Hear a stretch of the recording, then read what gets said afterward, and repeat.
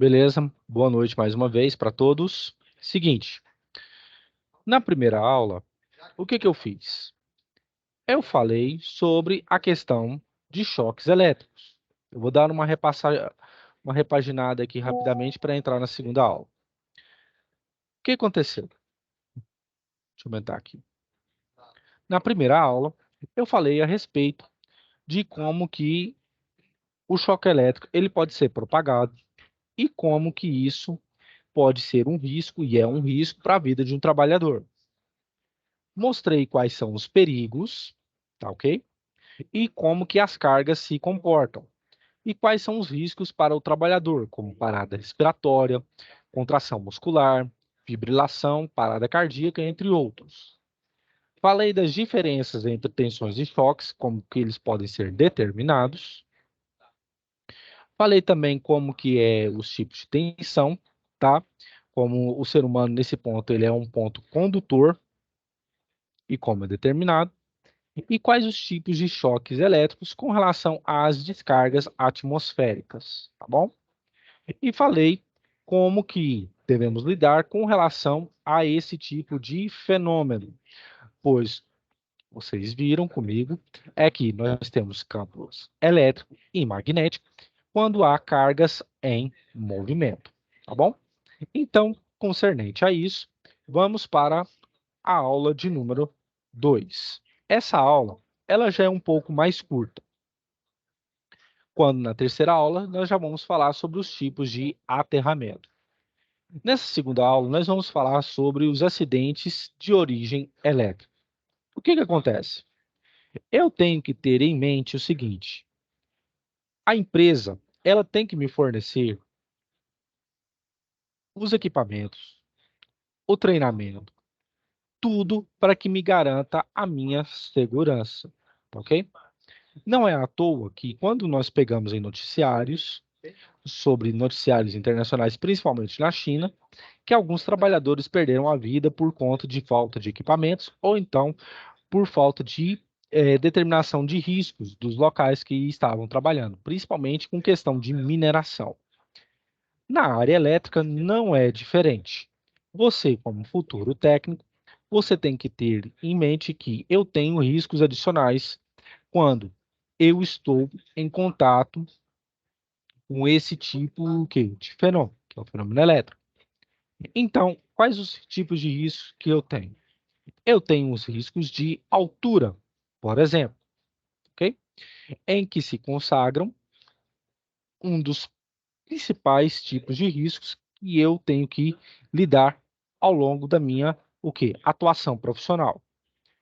O que mais acontece é o seguinte: eu não sei como que funciona aí no estado de vocês, mas aqui antigamente era a Enel, tá? E hoje é a Equatorial. O que mais se vê notícias aqui no Procon daqui do estado de Goiás é concernente à falta de energia elétrica e também ao que a falta de cuidados por parte dos operadores, em que a empresa não fornece equipamento e nem treinamento adequado. Então, o que acontece? As condições atmosféricas, elas induzem o quê? A uma maior ou menor incidência com relação aos tipos de acidentes. A baixa umidade e a alta umidade do ar na verdade, é um desses pontos, é uma dessas condições. A baixa umidade do ar, ela promove o centelhamento de ambientes explosivos, por exemplo. A baixa umidade do ar também provoca o quê? Maior incidência de queimadas. Por isso que não é recomendado soltar balões e muito menos jogar objetos metálicos em beiras de estradas. Porque, querendo ou não, quando há incidência solar, eu aumento o quê? Os riscos de acidentes causando inflamação e também acúmulo de risco para que haja o quê? Maior proliferação desse tipo de acidente. Já a alta umidade, ela proporciona o quê? Maiores ventos fortes, neblinas e também maior condutividade elétrica.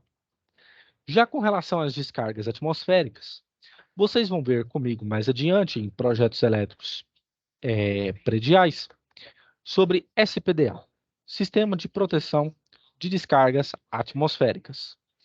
Nós temos algumas técnicas que viabilizam o quê? A blindagem eletrostática, como eu expliquei na primeira aula para vocês. Ou seja, onde o fluxo elétrico que é transmitido para cá, quando há uma descarga atmosférica, é o quê? Fazer com que seja nulo. Então, nós utilizamos a gaiola de Faraday ou então a torre de Franklin, ok? São uma dessas técnicas que vocês vão ver comigo. E na segunda aula, o que acontece? Os, as eventuais causas e fatores pessoais e fatores de trabalho para que ocorra um acidente elétrico vem a partir de quê? Como fatores pessoais, atitude imprópria, ou seja, eu quero mexer naquilo que eu não tenho capacidade, que eu não tenho conhecimento, hábito impróprio, a pessoa acha que é expert naquilo, falta de experiência, tá? É sempre bom e é recomendado você ter um técnico ao seu lado que tenha mais experiência para mostrar para você como que funciona. Se você tem problemas de saúde, evitar ao máximo e falta de habilidade. Com relação ao quê? Mexer em diversos equipamentos, por exemplo. Como fatores de trabalho, falha na montagem, isso pode ocasionar acidentes, falha de projeto, planejamento, gerenciamento e construção. O que que eu estou mostrando com tudo isso? É que, antigamente, as empresas brasileiras, elas não eram atentas à questão de segurança no trabalho. Hoje, uma empresa séria, ela tem que ter um profissional de segurança do trabalho. Por exemplo, numa indústria mecânica, se você anda de chinelo ou de calçado aberto e que não tem uma palmilha muito grande, para evitar que cavacos ou então a parte que a gente finaliza na processo de usinagem, perfure o sapato, você tem o quê? Um grave problema. Então, as empresas, ao invés de gastarem muito e impossibilitarem o trabalhador, estão hoje oferecendo treinamento adequado. E com a eletricidade, ela não é diferente, ok? Então, como ponto inicial, a NBR 5410 é o meu ponto norteador. Essa NBR, que é a Norma Brasileira de Regulamentação, vinda de 2004, é a que trabalha com baixa tensão, aonde eu estabeleço como que tem que ser os princípios de segurança, as medidas de proteção e quais são os equipamentos que eu tenho que disponibilizar para o meu trabalhador para que ele não sofra nenhum tipo de acidente, ok? E o que que acontece? A NR10, a norma de regulamentação 10, é o que trabalha com relação à segurança de instalações concernentes à atividade que envolve eletricidade. Eu tenho que ter, para que isso seja abarcado, eu tenho que ter o quê? Os fatores de risco concernentes à desenergização, bloqueios e impedimentos, equipotencialização, seccionamento automático da alimentação, extra baixa tensão, barreiras e invólucros, obstáculos e anteparos, isolamento das partes vivas, isolação dupla ou reforçada e separação elétrica. Por que que eu tenho que ter tudo isso então, professor? Porque eu tenho que ter, ao longo do meu trabalho, um seccionamento, impedimento de reenergização, constatação de ausência de tensão, instalação de aterramento adequado, proteção de elementos e instalação de sinalização e impedimento de reenergização. O que que nos falta aqui de exemplos concernentes a acidentes de trabalho sobram à vista? Por exemplo, na barragem de Brumadinho, quando teve aquele acidente, o sensor de instalação de nível alto e nível baixo, ele não estava funcionando. E isso já tinha o quê? Já tinha um bom tempo. E o que que pode danificar, professor? Umidade, baixa umidade, alta umidade pode danificar esse quê? Sensor. Então, quando você trabalha com relação a, por exemplo, a uma grande estrutura como foi essa, como uma usina hidrelétrica, Você tem que ter equipamentos confiáveis e tem que ter a calibragem adequada. Você vê isso em instrumentação de equipamentos. Pois muito bem. No caso de Brumadinho, a NR10, ela diz o seguinte, que todos os equipamentos eles têm que estar devidamente calibrados e que estejam adequados funcionalmente. E que o teste preliminar ele tem que ser feito no mínimo 24 horas antes de qualquer problema, eventual problema ou então funcionamento. E se não estiverem funcionando, que têm que ser trocados imediatamente, no prazo máximo de 24 horas. O que aconteceu foi o seguinte, é que durante aquele acidente, os sensores não estavam detectando que o nível já estava muito alto. Outro ponto também em questão é que a barragem ela já estava cedendo, os sinais elétricos não já estavam sendo captados e o que veio a acontecer foi aquela tragédia, aquele acidente, ok? E o que que acontece, pessoal? Quando vocês forem lidar com essa parte, vocês vão lidar com o quê? Com análise de dados, mas também com a utilização de equipamentos viáveis. Não adianta eu, apenas em laboratório, ter domínio de equipamentos, quando, na verdade, eu tenho que ter esse conhecimento na minha condição que prática e eventual lá fora, tá bom? Então, com relação a isso, eu tenho que, quando eu adquirir um equipamento novo, eu tenho que verificar se o lacre foi feito está vindo de maneira adequada. Eu tenho que fazer testes antes para ver se ele foi e veio com algum defeito. Fazer a calibração adequada, ok? Porque isso pode interferir no meu bom trabalho. Então, a NR10, ela estabelece, sempre na medida do possível, que esses projetos, eles têm o quê? Dispositivos de manobra para instalação, como chaves seccionadoras, disjuntores, e que estejam da melhor forma possível e que estejam o quê? Vindos de forma que não tenham nenhum tipo de problema. Eu tenho que fazer isso para fazer com que haja o quê? Utilização de alavanca, de manobra de chaves seccionadoras para isso para eventuais problemas mecânicos, utilização de disjuntor através de travas em específico, retirada dos fusíveis de alimentação do circuito, caso ele tenha que ser desligado, e tem que ter o quê? Uma extração do disjuntor, sempre que for o quê? Possível esse tipo de problema, ok? Então, um dos pontos que nós lidamos na prática e fora é a questão da equipotencialização. Professor, por que que nós temos que lidar com a parte de equipotencialização tão a fio e tão a fundo? Porque você vai lidar com a parte de aterramento. Existem diversos tipos de aterramentos que eu vou falar com vocês nas próximas aulas, como o TI, TIN, por exemplo. Todos esses tipos de aterramento, eles vêm a partir do quê? A partir de um aterramento, mas que vem a partir do início da equipotencialização. Como vocês sabem, e falei isso na primeira aula, a Terra ela é um grande capacitor, ela acumula cargas. Então, se meu aterramento ele não for feito da maneira correta e deixar algum ponto solto, isso pode causar algum acidente para mim e algum risco elétrico, não somente para mim, mas também para a equipe e também para o local ou residência em que eu estou o quê? Fazendo o meu trabalho, tá bom? Então, o seccionamento automático da instalação é determinado também pela NBR 5410, onde eu tenho que determinar a minha tensão de choque, a minha corrente nominal e a minha corrente de fuga. Como eu disse para vocês, o que é corrente de fuga? Corrente de fuga ou corrente de Foucault são as correntes que fazem com que a perda de material, como por exemplo no caso de um motor, diminuindo a curva de estresse ou o seu princípio de funcionamento, mas também são correntes, são nocivas para o ser humano ou em qualquer outra ser vivo que esteja em volta durante o princípio de equipotencialização. Com relação à questão de segurança dessa parte de eletricidade, eu sempre que tenho que voltar o quê? Na questão dos riscos, como eu disse para vocês, ok?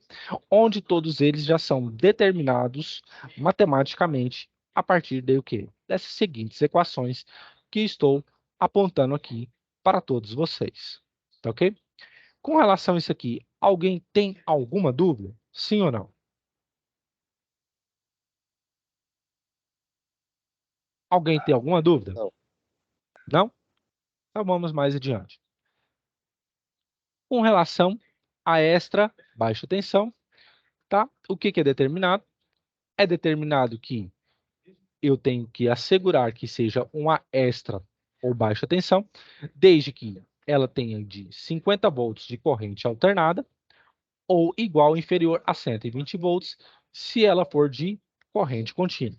Ultrapassou esse valor, já é média para alta tensão, tá bom? Na minha localização, ou no meu local de trabalho, eu tenho que evitar ao máximo possível umidade e tenho que ter o quê? Ambientes que tenham resistência elétrica com relação a diversos tipos de fatores. É por isso que o trabalho do geólogo ele é muito importante. Cada solo tem um tipo de resistência em específico, tá bom? A barreira e o invólucro também eles fazem parte da minha segurança, tá? Eu tenho que ter invólucros com uma boa qualidade, uma boa estrutura, que seja durável e robusto, a fim de que garanta o quê? Que minhas partes energizadas, elas mantenham um alto grau de proteção, tá? Com relação a obstáculos e anteparo, eu tenho que ser assertivo. Por quê? O que acontece? Quando o trabalhador ele é energizado por uma parte metálica, logicamente, ele absorve aquele tipo de energia. Então, um anteparo, ele é o conceito dele é uma peça isolante que envolve a parte metálica energizada durante o princípio da instalação, que oferece proteção ao meu contato, ao meu operador que está manuseando aquele contato, tá ok? Outro ponto de questão.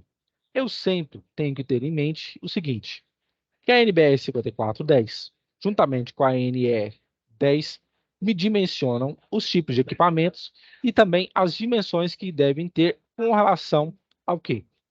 Ao objeto ou então ao meu trabalhador ou ao indivíduo.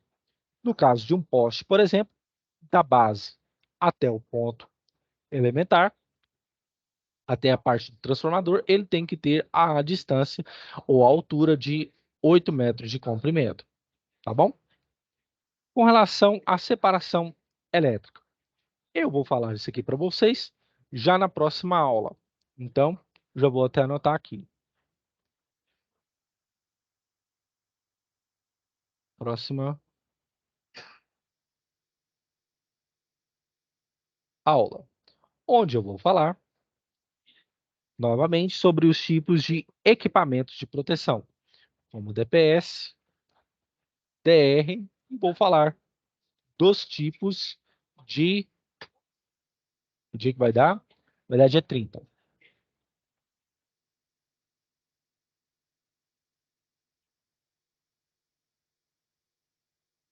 E os tipos de aterramento, mostrando as eventuais diferenças de cada um. Com relação à separação elétrica. A separação elétrica, durante uma questão de medida de controle, ela faz o quê? Ela tem uma parte que é um neutro, que é o nó aterrado, e que serve para fazer o quê?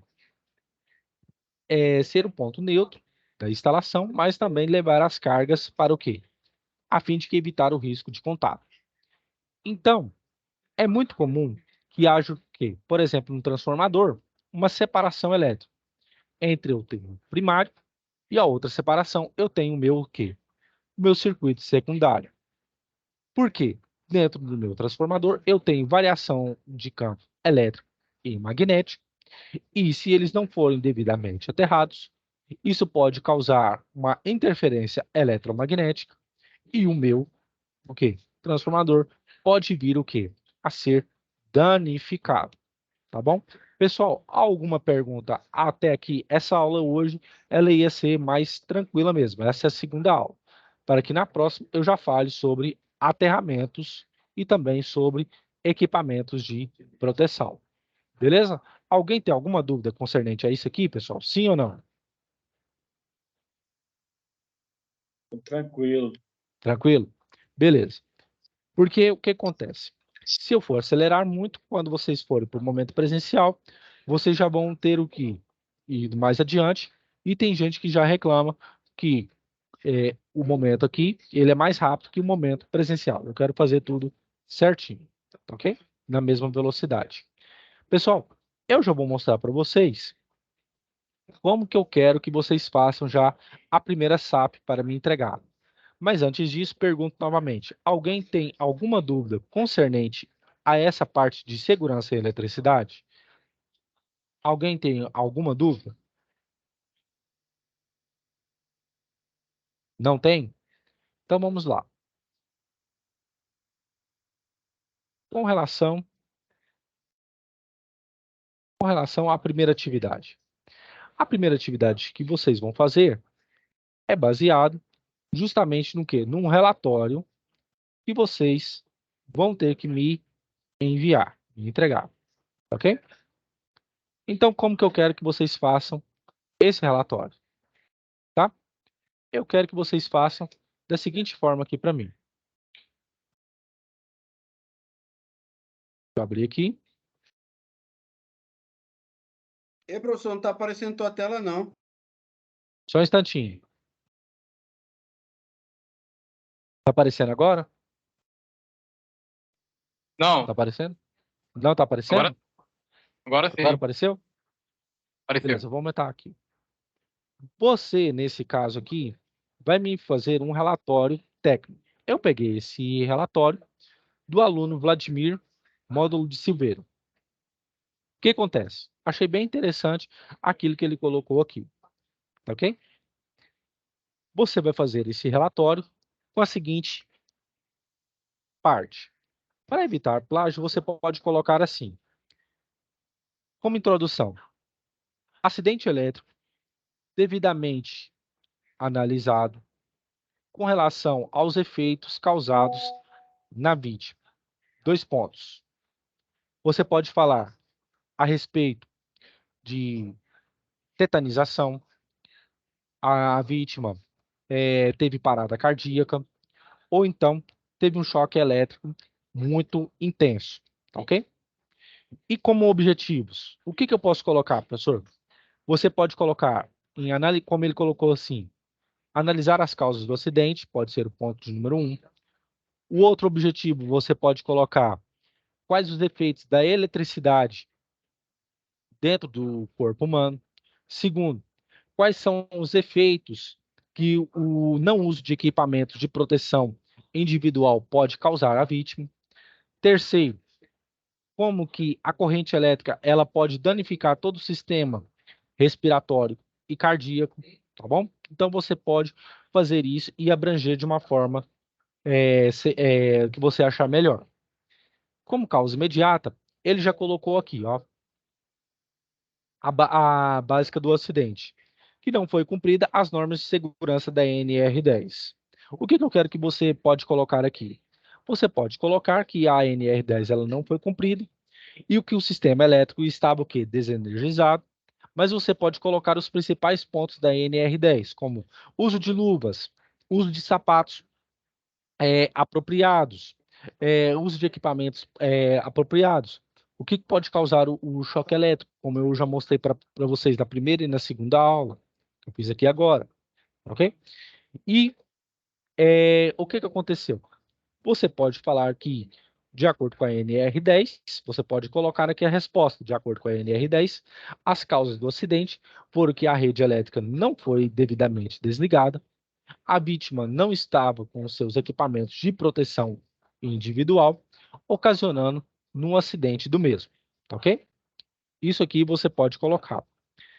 Como causa do acidente, você pode fazer as análises que você achar pertinente, como o sistema não estava energizado, ou o aterramento não estava feito da maneira correta, os disjuntores não estavam instalados da maneira correta, e por causa disso não acionaram que houve uma sobrecarga, uma sobretensão, tá ok? Então, tudo isso você pode pautar no relatório.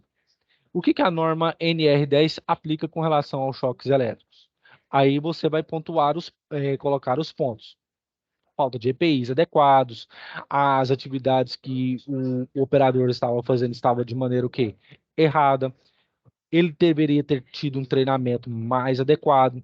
Os equipamentos de proteção individual talvez estavam velhos, não estavam bem cuidados, não estavam bem é, próprios para uso. Tudo isso você pode colocar e me enviar neste relatório simples assim, tá ok? Não precisa colocar, por exemplo, aqui fotos. Tem gente que coloca fotos, por exemplo, de instalações antigas, tá? Eu não acho ruim. Você pode colocar. Por quê? Com fotos, com depoimentos, você incrementa muito mais o quê? O seu relatório. Tem gente que já colocou assim, professor, eu posso colocar gráfico, por exemplo, de acidentes que aconteceram em determinado período do ano e que tem a mesma causa, que teve a mesma origem? Sim, você pode colocar gráfico.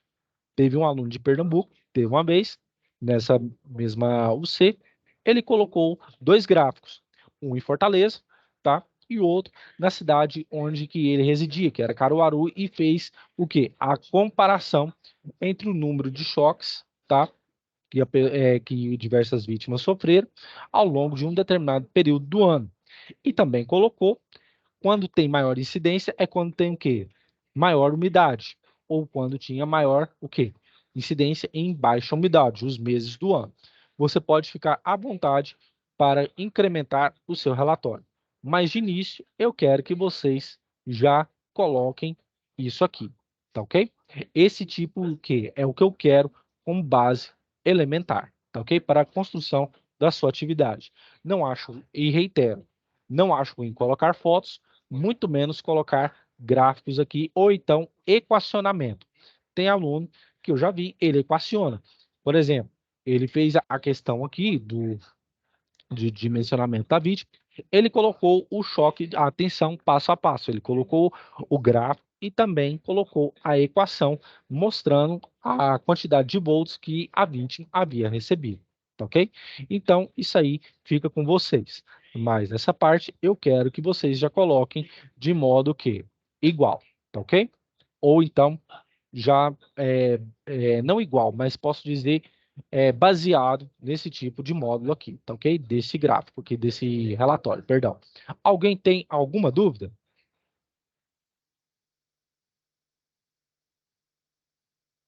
Professor, para quem já fez essa atividade, isso aqui, como o senhor explicou agora, poderia fazer de novo? Não, só quem não fez, tá? É porque é Ok. o seguinte, é porque é para evitar que entregue as atividades atrasado, tá bom?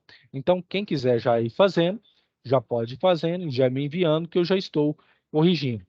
Amanhã, aqui vai ser feriado aqui na cidade. É o aniversário de Goiânia, tá? Então, o núcleo não vai estar funcionando.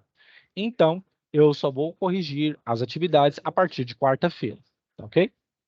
E até quando para entregar, professor, ali? Você vai entregar até o último dia da UC.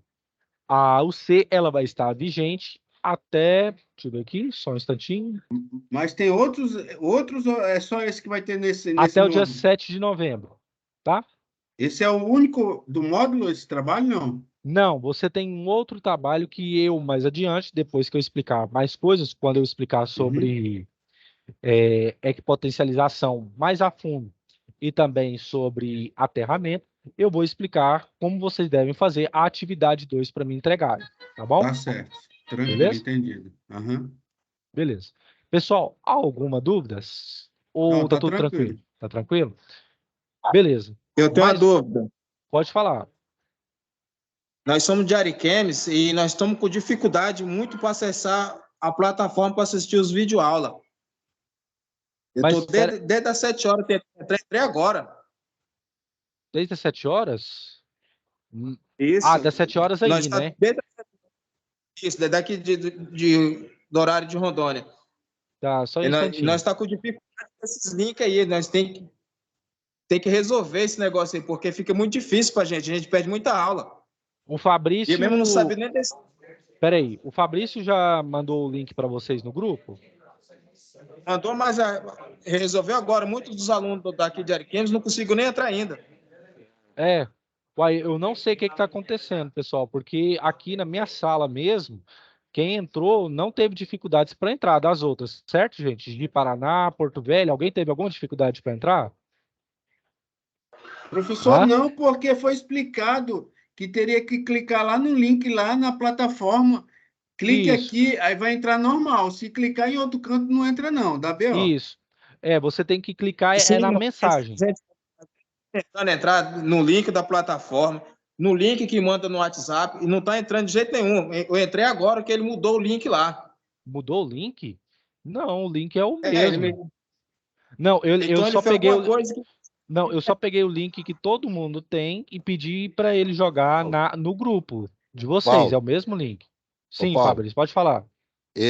realmente no link Hum, que ele foi passado pelo WhatsApp,